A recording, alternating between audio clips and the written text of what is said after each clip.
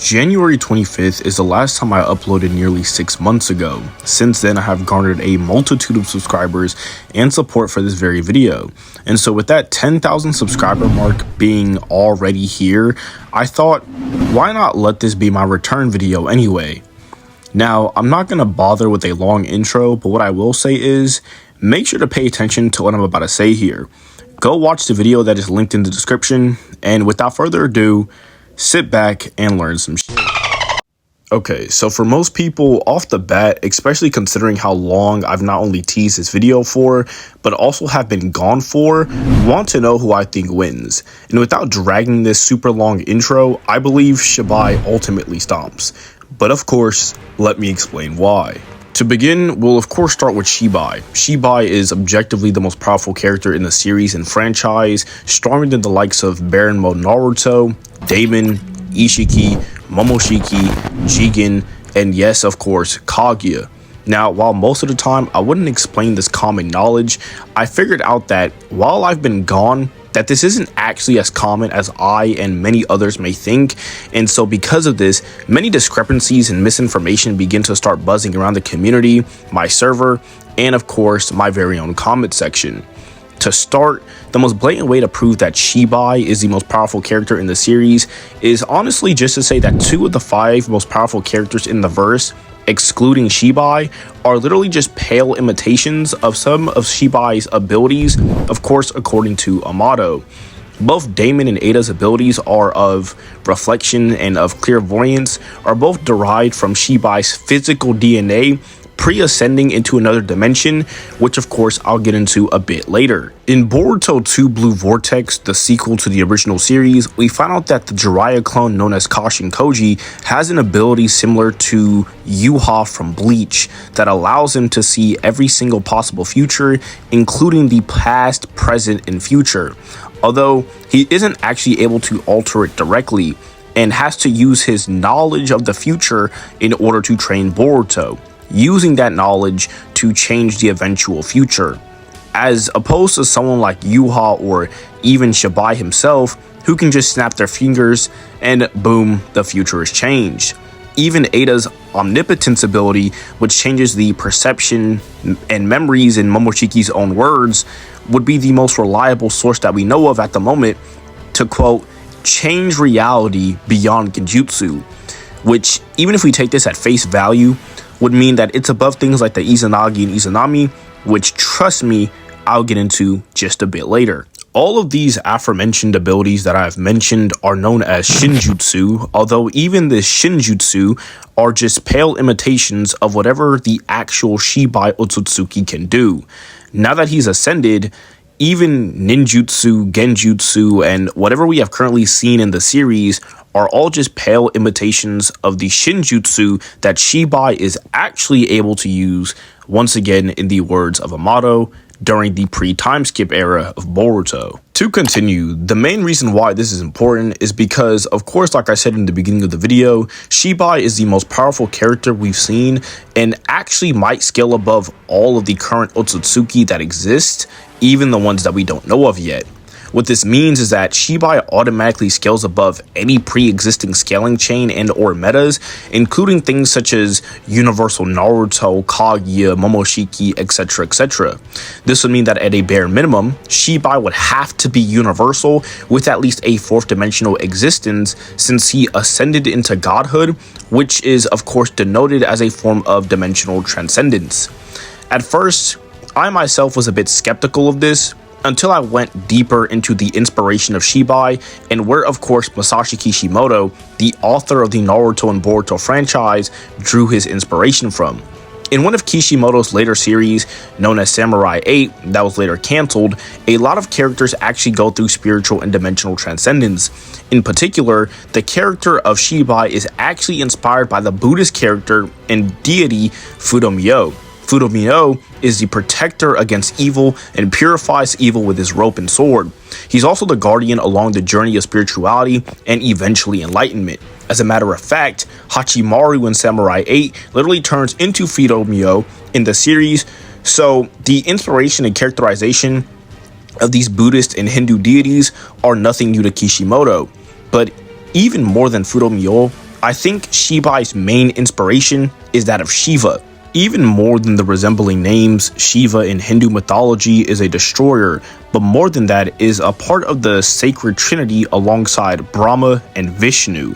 Shiva's main job is not to only protect and destroy, but transform the universe as well, which sounds a lot like the omnipotence ability I talked about earlier. And it also sounds like something else that I'll get into once again just a bit later. Shibai would scale above all pre-existing notions of Naruto scaling. He would scale above characters like Kaguya and Momoshiki, who are able to create their own fourth dimensional space-times at a whim, and even destroy and then reduce them to nothingness in the words of the fourth data book regarding to Kaguya. I'm personally not about to sit here and argue for the third straight year in a row as to why these characters are universal. I mean, honestly, bro, it's 2025. If you still think that Naruto and the rest of the big three are, planetary max, excluding Luffy, then honestly, believe what you want to believe. I have countless videos. Many other creators have countless videos. And honestly, it's just no. Anyway, if we take this at face value, then one of two scaling chains can arise. Those being A, Shibai is a fourth dimensional being with true fourth dimensional power, or B, Shibai is a, once again, fourth dimensional being with fifth dimensional power because he literally scales above all pre-existing notions of the verse. Personally, you guys can choose, but when it comes to abilities, as I said prior, Shibai also has the abilities of clairvoyance, meaning he knows any and all things that has happened prior to his birth and even after. He can see and change all possibilities as shown with Kashin Koji. He can also reflect any and all intent of harm. And lastly, he can manipulate reality to how he sees fit beyond ordinary genjutsu or illusion. Lastly, one thing I forgot to mention is that he also has the ability to teleport even beyond things like Minato's. But again, that's just the shinjutsu that we know of. In regards to the rest of the verse, he should most certainly have everybody else's abilities as well, as he's basically just comp Naruto, such as Momoshiki's ability to stop time and see fate, absorption, the Izanagi, and so on and so forth. The Izanagi, as it's explained within Naruto Shippuden, is the ability to turn imagination into reality in the words of not only Obito, but the data book as well. Normally, one would think that this is merely a hyperbolic exaggeration. However, upon further inspection, this is actually far from the case.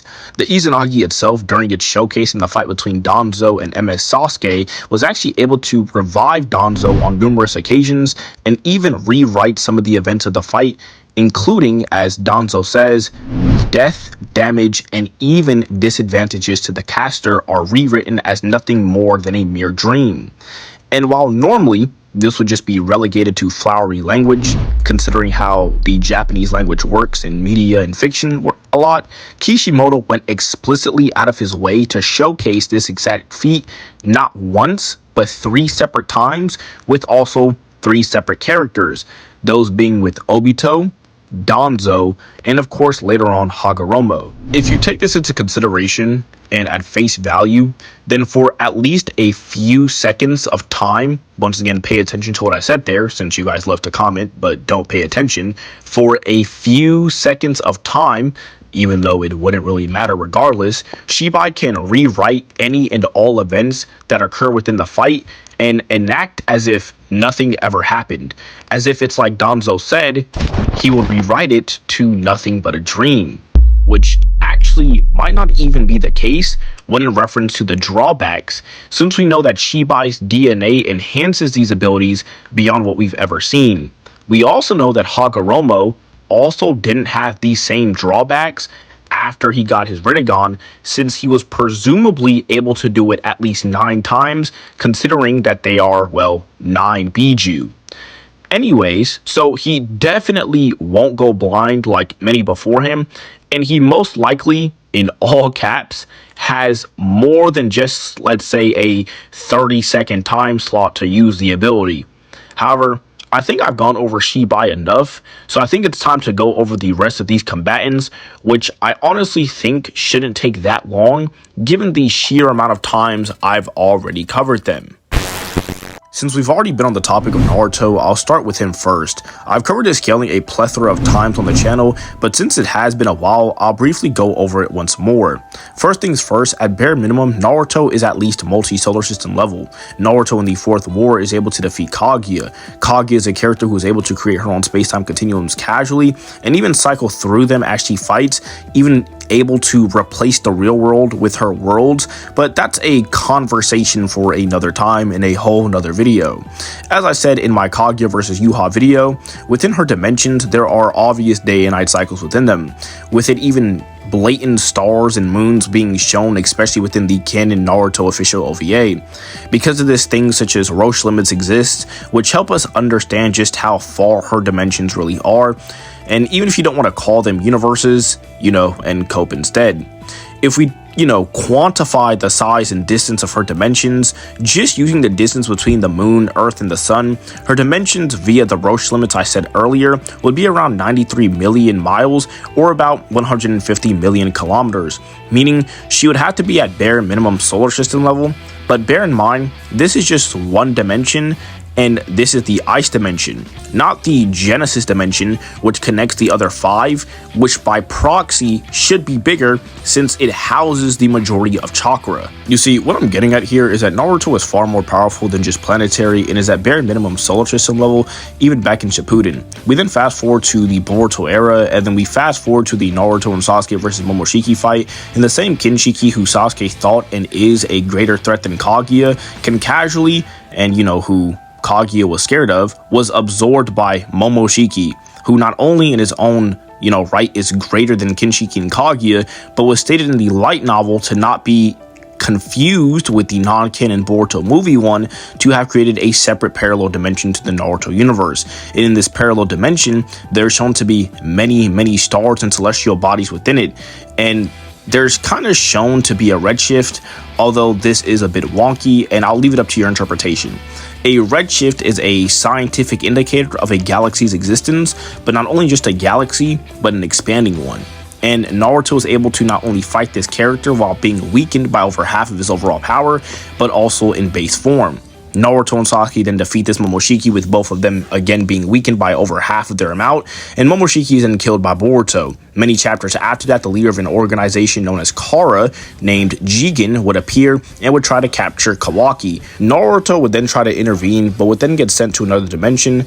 However, before long, Sasuke would then show up, and it would then be up to them to stop Jigen from taking Kawaki, and then becoming the strongest antagonist we've seen within the series, later known as Ishiki Otsutsuki, but I'll get into that just a bit later. Naruto and Sasuke are then able to press Jigen so hard that he resorts to his final stage of the karma, and is then able to utterly beat down Naruto and Sasuke like we've never seen before, with Sasuke barely escaping with his life, and Naruto alongside Kurama getting sealed. Many chapters after that, Ishiki would then revive, and it would then be Naruto's job alongside Sasuke to stop Ishiki from feeding Boruto to the God Tree and destroying the Earth. Naruto alongside Sasuke would then get beat up even worse than they did last time, and with almost no hope in sight, Kurama would then propose they use a form known as Baryon mode. Baryon mode is created when Naruto alongside the likes of Kurama combine their chakra and use it as a kernel to create a whole new type of energy using nuclear fusion. Nuclear fusion is the process that all stars use to power up and produce heat. So if you think back to the likes of Kaguya destroying stars and moons in her dimensions, and you think about how Naruto gapped that power by many times by the likes of even Naruto the Last and then eventually Boruto, then it isn't a stretch to say that this power up that Naruto got is in the millions of times of a amp, in terms of ranges of power and energy. But Naruto is only moon level and barely able to beat Luffy or whatever. Anyways, Naruto is then able to beat up Ishiki to the point where Kurama blatantly admits that his power should not just exceed his, but greatly exceed his, and that is the actual main reason why they won in the first place. Keep in mind, this is the same Ishiki who is stated to be the strongest antagonist within the franchise, so no winks or headcanon this time. Ishiki, and yes, still Naruto, are still top dog in Boruto, even in Boruto 2 Blue Vortex, until there's a blatant statement that suggests otherwise. As a matter of fact, even in one of the Naruto data books for Boruto, it is stated that Baryon mode is an unseen or unrivaled level of power, and no one else in the series has this statement even up until Boruto 2 Blue Vortex. Monkey D. Luffy is by far the easiest to go over because, well, his scaling is pretty linear in the grand scheme of things. We know that pretty blatantly that One Piece, like the planet, is bigger than our own to an unquantifiable amount or degree. But what we can say is that it is bigger by a decent amount due to the numerous calcs and new metas that we have that have arose within the past 5 to 6 years. If we go back to Marineford, Whitebeard is stated to be able to destroy the world. Now, the world itself is blatantly hyperbolic due to the context of the series within that point in time, but the feats themselves still hold up even today, with Whitebeard still being able to shift multiple tectonic plates and destroy numerous islands even as an old man. Mind you, these islands are all continental in size, and this was way back when One Piece only had about 500 through 600 chapters. Luffy has gotten numerous times stronger, so by this point it isn't crazy to say that he's planetary via multipliers and feats against stronger characters such as the Admirals or Kaido, who he fights against later on in the series, such as the Wano arc. Luffy, during the aforementioned Wano arc, actually awakens his Devil Fruit and actually attains the Gear 5th form. This form actually allows him to manipulate, matter and turn it into rubber. And the data books actually say that Luffy is able to turn his imagination into reality. But of course, in my personal opinion, this is just flowery language and or is hyperbolic and clearly isn't meant to be taken literal, as that's in reference to the thematic context of the series at that point in time, with of course Joy Boy and Nika. Anyways, Luffy's main abilities are really just expanding his body with his Devil Fruit, the multiple forms of Haki, such as his Armament, Observation, and Conquerus, and, well, yeah. As for speed, Luffy is clearly light speed, with him literally fighting and almost one-shotting Kizaru, who is literally a being of light, and even, within the SBS, he's stated to be light. So, I mean, trying to deny that is kind of cope. Anyways, if I'm being completely honest, Luffy isn't really a factor in this fight and will honestly just get obliterated just by standing in Shibai's presence. Like, I'm not gonna lie, bro, they're gonna clash and like Luffy's body is gonna go flying. Like it's bad, bro. It's bad. Anyways, moving on to Ichigo. When it comes to Bleach is the subject to a lot of hyperbole, just like Naruto and One Piece respectively, but is honestly the series that is most vulnerable to things like skepticism.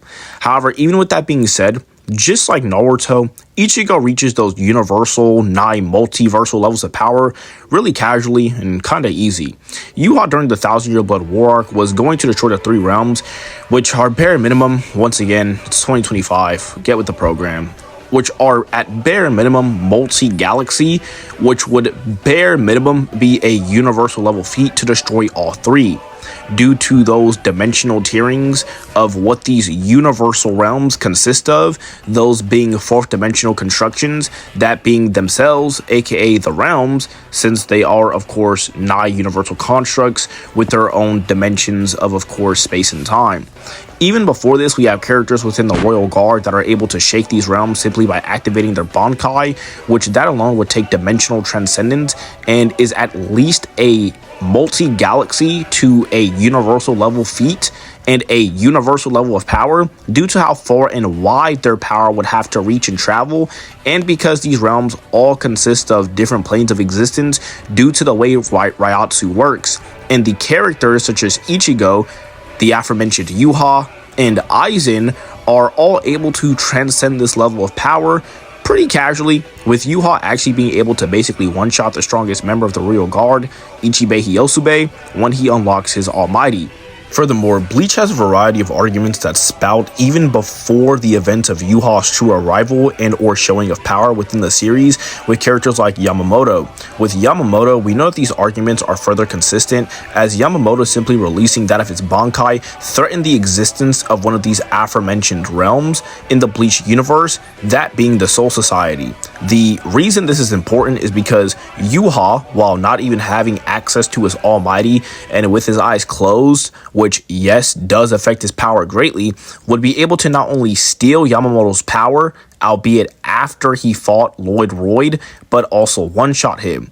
As I said prior, we know that there are Roche limits between celestial bodies and their orbiting planets, meaning that at a very least, the Soul Society would have to be a multi-solar system or galaxy level realm in size in order for it to be consistent, and Yuha would of course scale to this because he scales above a variety of other characters like Yamamoto. We also have many different scaling chains like Gremmy. Gremmy, the self-proclaimed strongest Stern Ritter, was also able and stated to create space and the galaxies within said space that he had created during his fight against that of Kenpachi. This is further consistent as it's again reiterated in the Can't Fear Your Own World light novels, which we know are canon as they are written and commissioned by that of Kubo himself, that even prior to this, Gremmy would summon an asteroid out of almost geostationary orbit that was stated to have enough power to destroy the Soul Society itself, meaning that once again,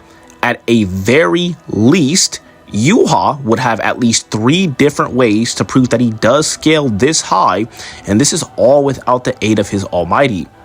Honestly, when it comes to Bleach, I think it's just pretty known how strong these characters are and potentially can be, and given the literal numerous videos I have on the topic, I think you can get the point.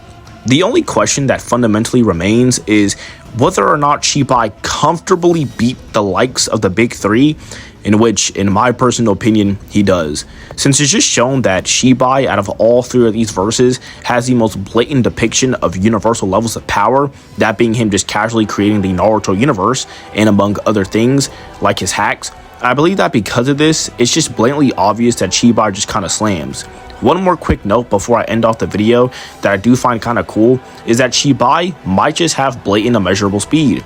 I feel like this is something that I should have brought up earlier, but honestly, oh well. The reason why I personally believe this is the case is because we have characters like Momoshiki who are able to stop time on more than one occasion, and Sasuke with his running on at least being able to perceive both events and movements when time itself is stopped. So to know that Shibai created the universe, then by proxy, it should just be a natural axiom that Shibai also created the dimensional framework for the universe itself, including its temporal flow, meaning he would have to scale above whatever time dimension or time axis that exists within Naruto itself, and thus he would have immeasurable speed. Even characters far weaker than Shibai, like Naruto himself, was affecting the Naruto universe with his sheer chakra alone in base form, going as far as, creating cracks in it, in the words of Kinshiki and Momoshiki and even Toneri, and these are shown all throughout the first part of Boruto.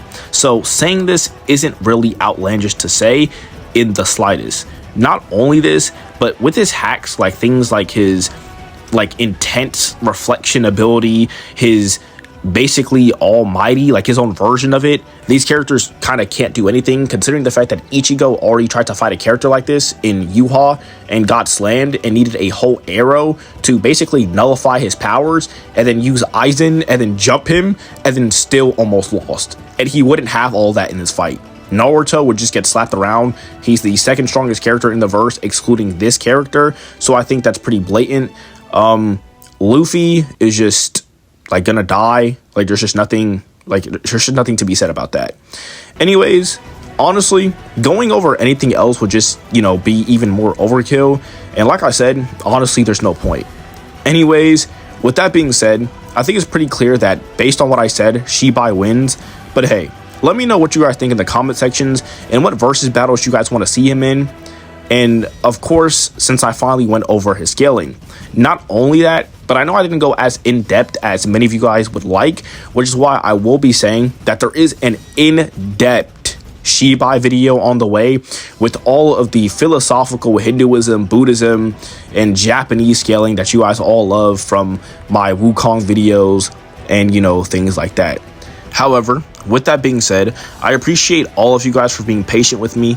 Once again, thank you all for that of 10,000 subscribers. I know that once I upload this video, we'll probably be way above that, at least into the 10,000s by a couple hundreds. But without you all, this wouldn't be possible. And as always, have a wonderful rest of your day or night wherever you are. And last but not least, God bless.